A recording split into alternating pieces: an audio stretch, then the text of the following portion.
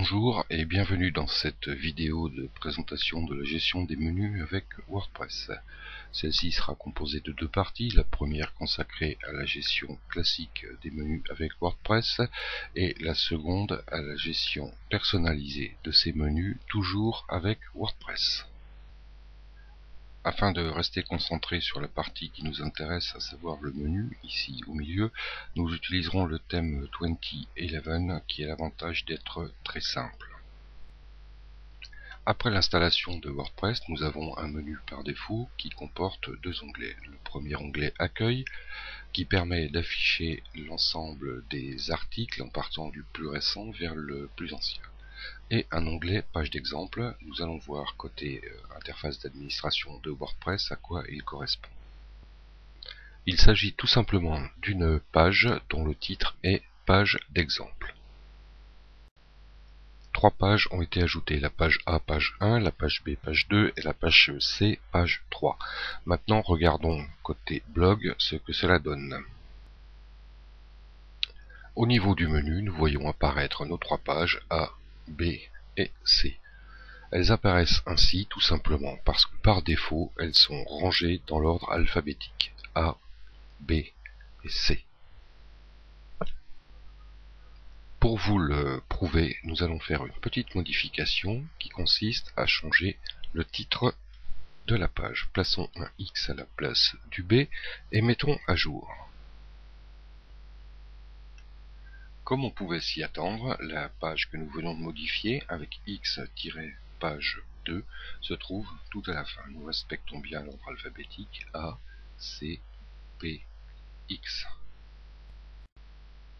Pour la suite, la page 2 a été renommée en B-page 2 afin de revenir à la configuration précédente. Dans la plupart des cas, l'ordre alphabétique sur le titre de la page ne conviendra pas. Nous allons maintenant voir comment forcer WordPress à adopter un ordre différent. Lorsque vous créez ou que vous modifiez une page, vous avez peut-être remarqué un champ de saisie qui s'appelle ordre. Par défaut, la valeur donnée à ce champ est à 0. Nous allons maintenant voir comment l'utiliser pour ordonner nos onglets de menu. Admettons par exemple que nous souhaitions avoir nos pages dans l'ordre CBA et non plus ABC, ce qui revient à dire que la page A sera la troisième.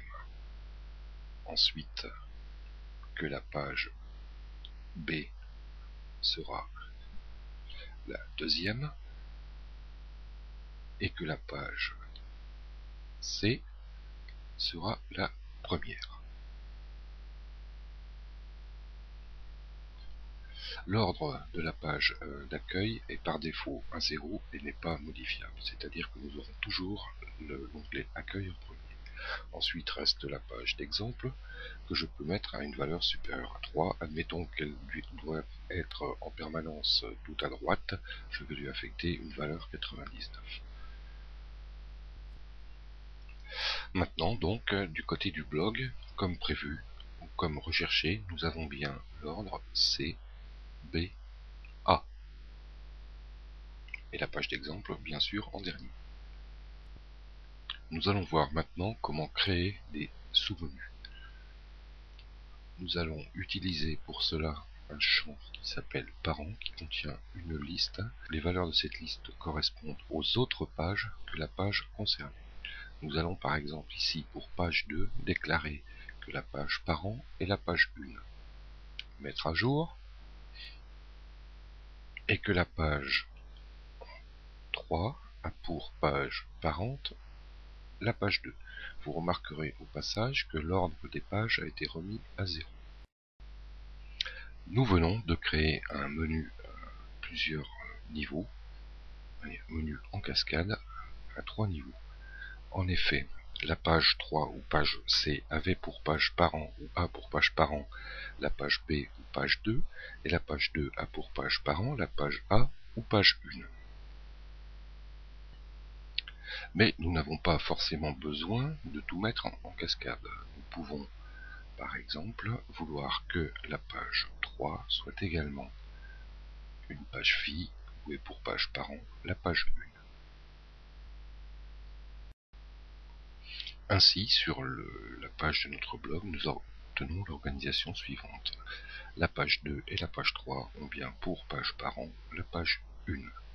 On remarquera au passage qu'elles sont avec un ordre égal à 0, donc classées par ordre alphabétique. Pour le vérifier, nous allons modifier le paramètre ordre des pages 2 et des pages 3, en plaçant ordre égal 2 pour la page 2 par exemple, et ordre égal 1 pour la page 3. Et comme prévu, nous obtenons en tête la page A et en page phi les pages C et B, avec C en premier et B en deuxième. Cette façon de gérer les menus avec WordPress est assez lourde. En effet, elle oblige un suivi minutieux de l'ordre des pages parents, des pages phi. Également, elle ne permet d'afficher en onglet que des pages et pas les catégories, comme on le verra un petit peu plus loin. Et surtout, toutes les pages publiées apparaissent par défaut dans le menu. Ainsi se termine cette première partie. Nous allons maintenant passer à la suivante qui concerne la gestion personnalisée des menus. Pour cette deuxième partie, l'ensemble du blog et des pages a été remis à son état initial, à savoir pas de page parent et une valeur d'ordre égale à 0. Et nous allons nous rendre dans l'interface, dans la partie apparence menu. Et nous allons très simplement créer un menu au départ en lui donnant un nom, par exemple menu 1, l'enregistrer et lui affecter des pages. Pour cela, nous allons afficher toutes les pages disponibles, sélectionner celles qui nous intéressent, accueil, page A, page B, page C, page d'exemple, et les ajouter au menu. Nous avons l'ensemble de nos pages, nous allons enregistrer le menu et affecter ce menu à notre thème. Nous sommes dans le thème 2011 et il n'y a qu'un emplacement prévu pour les menus. Nous sélectionnons donc dans le menu principal le menu 1 que nous venons de créer et nous l'enregistrons. Et très simplement, nous obtenons ce résultat.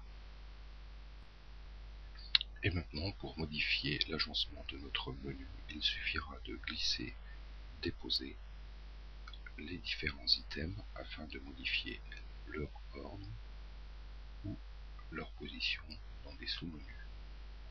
Par exemple, la page accueil, la page A et la page d'exemple dans le menu principal et les pages C, page 3 et B, page 2 en sous-menu. Comme vous pouvez le voir ici, nous obtenons exactement le même résultat qu'à la fin de la première partie, avec beaucoup moins d'efforts et beaucoup moins de complexité. Mais ce n'est pas tout. Nous pouvons désormais modifier l'emplacement de la page d'accueil, par exemple ici. Ce qui nous a effectivement permis de décaler la page d'accueil.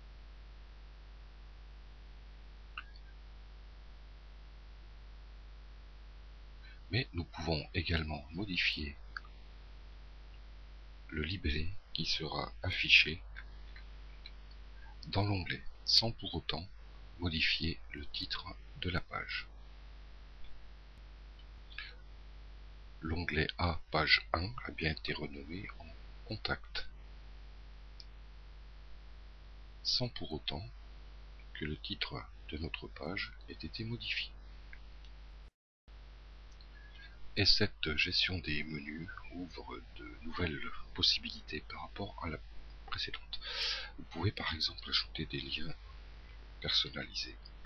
Ici, un lien vers google.fr que l'on va appeler Google et ajouter au menu. Nous obtenons bien un dernier onglet libellé Google et qui fait apparaître la page Google lorsque l'on clique dessus. Une autre possibilité offerte par cette gestion des menus, non des moindres, est la possibilité d'ajouter, en plus des pages et des liens personnalisés, des catégories. On remarque la boîte catégorie en bas à gauche, afficher tout, et on va sélectionner les catégories qui nous intéressent, par exemple la 1, la 2 et la 3. Puis on les ajoute au menu. Ensuite, elles se comportent exactement comme les pages, c'est-à-dire que l'on peut réordonner l'ensemble du menu, les inclure dans des sous-menus, les inclure en cascade, bref, organiser comme on veut les menus, que ce soit à partir de pages, de catégories, de liens personnalisés ou d'un mélange des trois. Bien sûr, au même titre que les pages, les onglets, le libellé figurant dans l'onglet de la catégorie peut être renommé. Voilà, cette vidéo consacrée au menu sous WordPress se termine et j'espère que ces quelques 12 minutes passées ensemble vous auront permis de découvrir ce que vous pouvez obtenir comme résultat sur votre blog avec les menus WordPress. Je vous dis au revoir et à bientôt dans une nouvelle vidéo.